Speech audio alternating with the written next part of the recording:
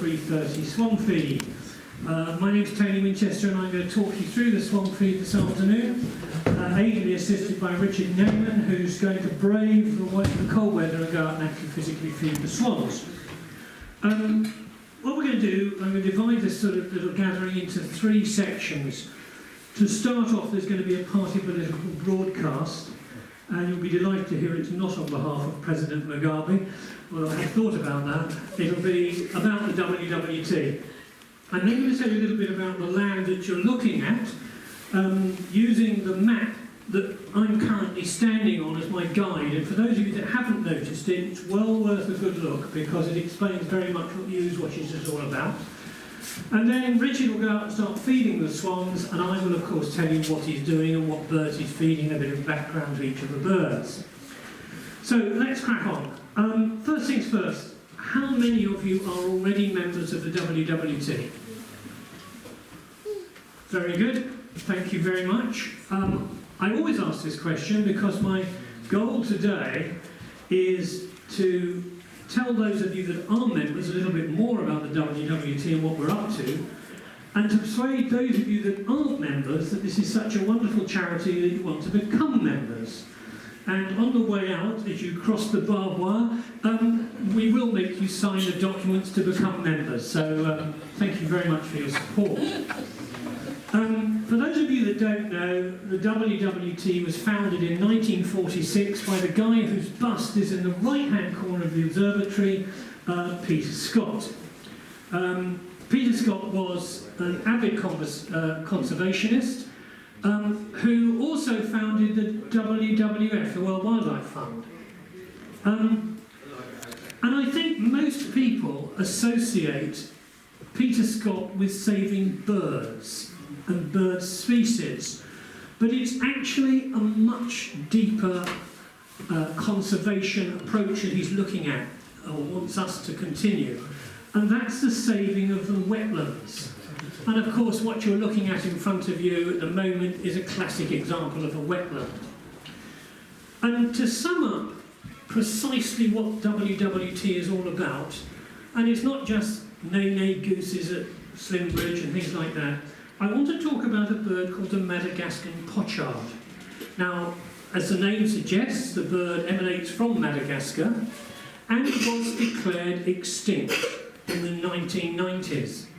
And then miraculously, 13 of these birds were discovered in a very, very remote part of the island. But there was a problem. The lake that these birds were feeding on was so deep that any young couldn't feed. They couldn't get to the bottom of the lake to feed. So it was obvious in the fullness of time these birds would have disappeared off the face of the world.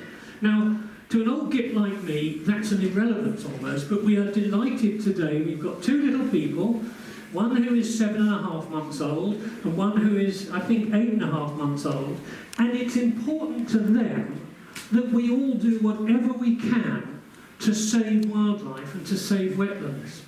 So what the WWT did, working with other agencies, is that we have managed to acquire a suitable area of wetland in Madagascar.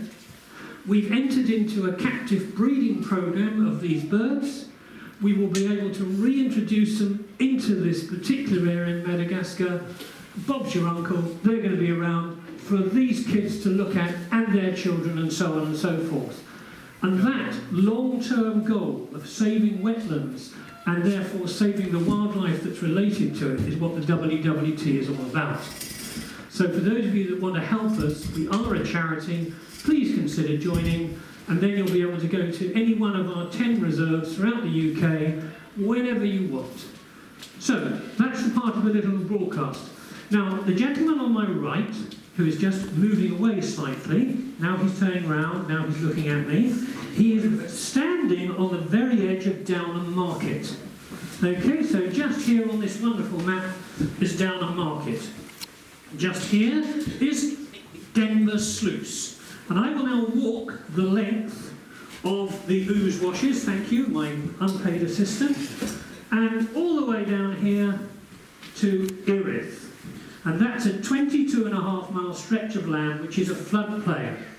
It's used for flood relief, and just here's Welney.